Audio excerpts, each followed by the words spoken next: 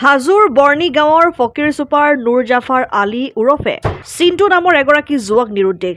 যোৱা 2 মাৰ্চ তাৰিখে সন্ধিয়া প্ৰায় 6 মান বজাত ঘৰৰ পৰা ওলাই গৈছিল বৰ্ণিৰ গাঁৱৰ মাজৰ চকলৈ নুৰ জাফাৰ আলী ওৰফে চিণ্টুৱে। নিজৰ ঘৰৰ পৰা ওলাই যোৱাৰ কিছু সময়ৰ পিছতে মোবাইল ফোন বন্ধ। ইফালে নিশালৈকে যুৱকগৰাকী নিজৰ ঘৰলৈ উভতি নহাত পৰিয়ালৰ লোকসকলৰ মাজত লাগে হাহাকাৰ। পৰিয়ালৰ লোকে বিভিন্ন ঠাইত বিচাৰ খোচাৰ কৰিও যুৱকজনৰ সন্ধান উলিয়াব নোৱাৰিলে। নিৰুদ্দেশ হৈ থকা নুৰ জাফাৰ আলী উচ্চতৰ মাধ্যমিক বিজ্ঞান শাখাৰ পৰীক্ষাৰ্থী আছিল। যোৱা 3 মাৰ্চ তাৰিখে পিছবেলা নুৰ জাফাৰৰ অসমীয়া বিষয়ৰ পৰীক্ষা আছিল। যুৱকগৰাকী নিৰুদ্দেশ হৈ থকা সন্দৰ্ভত পৰিয়ালৰ লোকে হাজো আৰক্ষী থানাত এজাহাৰ দাখিল কৰে। ইফালে হাজো আৰক্ষীয়ে ঘটনাৰ সন্দৰ্ভত তদন্ত আৰম্ভ কৰিছে বুলিও জানিব পৰা গৈছে। আমাৰ যিজন ল'ৰা যোৱাকালি হেৰাইছে নুৰ জাফাৰ পেৰেকেটত চিণ্টু, তাক আমি চিণ্টু বুলি জানো। এই ল'ৰাজন কিন্তু বহুত ভাল আছিল বা পঢ়া পাতিতো ভাল আছিল, মেট্ৰিক পৰীক্ষাতো ভাল ৰিজাল্ট কৰিলে। তাক লৈ কিনে আমাৰ গোটেইখিনি মানুহৰে সপোন আছিল, যিহেতু আমি ওচৰ চুবুৰীয়া বা হেৰি আৰু মাক বাপাকো আপোনালোকে দেখিছে, বাপকজন বিকলাংগ বা হেৰি কিন্তু সেই ল'ৰাজনক বহুত কষ্ট কৰি কিনে বা বহুত হেৰি কৰি কিনে সি ৰিক্সা চলাই হওক, হাজিৰা কৰি হওক, সি প্ৰাইভেট কলেজত এডমিশ্যন দিলে, দি কিনে চায়েন্সত ল'ৰাজন পঢ়ি আছে, ভাল ৰিজাল্ট কৰিব বুলি বা ভাল এজন হেৰি হ'ব বুলি আমি গোটেইখিনি ওচৰ চুবুৰীয়া তাক মৰম কৰো বা হেৰি কৰো, তাক সকলোৱে ভাল পায় আৰু সি ভাল এজন ল'ৰা আছিল। ল'ৰাজনৰ নাম আমি চিণ্টু বুলি জানো আৰু অৰিজিনেল নাম হৈছে তাৰ নুৰ জাফাৰ আলী। এনেকে তাক ওচৰ চুবুৰীয়াও তাক ভালদৰে মাতে, ভাল ব্যৱহাৰ পাতিও ভাল, তাৰ হেৰিও ভাল। গোটেইখিনি তাক সকলোৱে যোনে দেখা পায় আৰু বাবা ক'ত গৈছিলি, কি কৰিছে, ক'ৰ পৰা আহিলি, তাক সকলোৱে ধুনীয়া কৰি সোধে। যোৱাকালি 6:30 পৰা নোহোৱা হৈছে। ৰোজা ৰাখা বুলি কৈছে মাক বাপাকো সুধিছিলো, সোধাতে এনেকে ৰোজা ৰাখি কিনে সি আমাৰ বৰ্ণি গাঁৱৰে মাজৰ চক এটা আছে, আমি 3 চক বুলি কওঁ, সেই 3 চকত ওলাই গৈছে।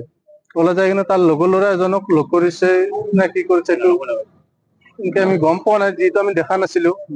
এনেকে মাক বাপাকে কৈছে বা এনেকে হেৰি কৰিছো, আমি জানিছো সেনেকুৱাকে। আৰু ল'ৰাজনৰ ওপৰত আমাৰ কিন্তু বহুত আশা আছিল। আমি ল'ৰাজন যদি বিচাৰি নাপাওঁ, কিন্তু আমাৰ মাক বাপাকৰ হওক বা আমাৰ ওচৰ চুবুৰীয়াৰ হওক বহুত তাৰমানে আমাৰ হেৰি যাব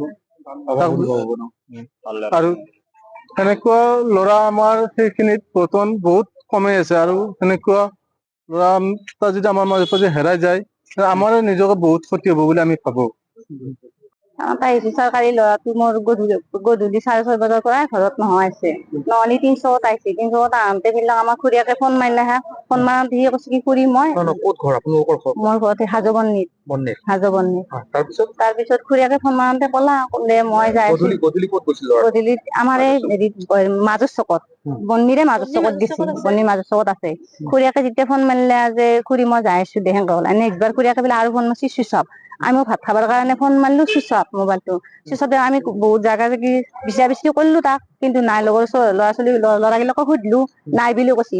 তাৰপিছত আৰু পুৱাই ঘূৰি আৰু উঠি পেলাই চালো, লগৰ ল'ৰাগিলাক সুধবা গেলো, আমাৰ ঘৰত অহা নাই।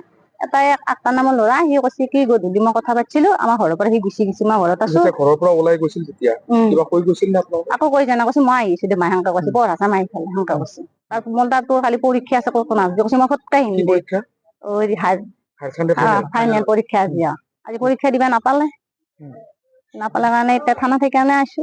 কালিৰে পৰা নাই? কালিৰ পৰা পোৱা নাই। আজি ফাইনেল পৰীক্ষা আছিল, লাষ্ট পৰীক্ষা। বিদ্যালয় যিখন বিদ্যালয়ত পৰীক্ষা দিছিল তাত সুধিছিলো ছাৰক। ছাৰে কৈছে কি ইয়াতে এতিয়া গোটেই চেণ্টাৰ তাতে আমাক যাবা দিছিল, আৰু ছাৰো ফোন কৰি পেলাই সোধা পোছা কৰিছি, চাহ মিলা কৰিছি, কিন্তু যোৱা নাই বুলি কৈছে। তাতো যোৱা নাই বুলি কৈছে এতিয়া। আৰু সি ইমান দুষ্টও নহয়, ইমান লাগিবৰো নহয়, সি বহুত ভাল ঠাণ্ডা আছিল। পঢ়াটো চোকা আছিল। কি সন্দেহ সন্দেহ কৰে নেকি? কাৰোৰ ওপৰত সন্দেহ নাই এতিয়া। কি নাম আছিল ল'ৰাজনৰ? নুৰ জাফাৰ আলী। বয়স কিমান তাৰ? 19 বছৰ। এইবেলি হায়াৰ ছেকেণ্ডাৰী ফাইনেল দিছে? ফাইনেল দিছে। আজি শেষ পৰীক্ষা, সায়েন্স পঢ়ি আছে। মোবাইলটো তেতিয়াৰ পৰা মোবাইলটো চুইচ অফ। কেতিয়াৰ পৰা চুইচ অফ হৈছে? এই 6:30 বজাত খুৰীয়েকে যেতিয়া মাৰিলে, একবাৰ ৰিং কৰিলে, ৰিচিভ কৰিলে, একবাৰ মাৰোতে চুইচ অফ। এতিয়া ক'ত আহিছে? হাজো থানাত? এতিয়া হাজো থানাত আহিছে। এতিয়া তেনেকে ল'ৰাটো উলিয়াই দিবা লাগে, সেয়ে আৰু। যোৱাকালি মই 6টা বজাত কামৰ পৰা ঘৰত আহিছো, আহি মই মাকক সুধিলো, ঐ আব্বা কত গৈছে? পঢ়িবলৈ কালি এক্সাম আছে, পঢ়িবলৈ কয় গ'ল।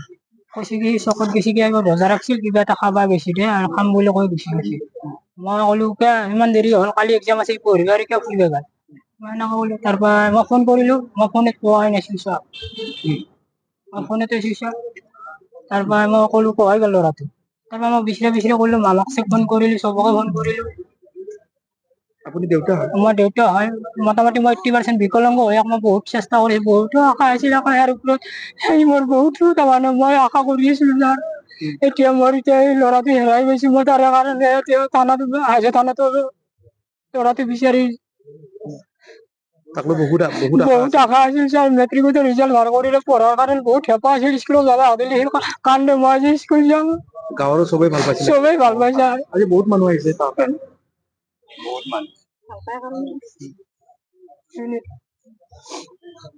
হাজোৰ পৰা কমলাকান্ত দাসৰ ৰিপৰ্ট অসম আদিত্য।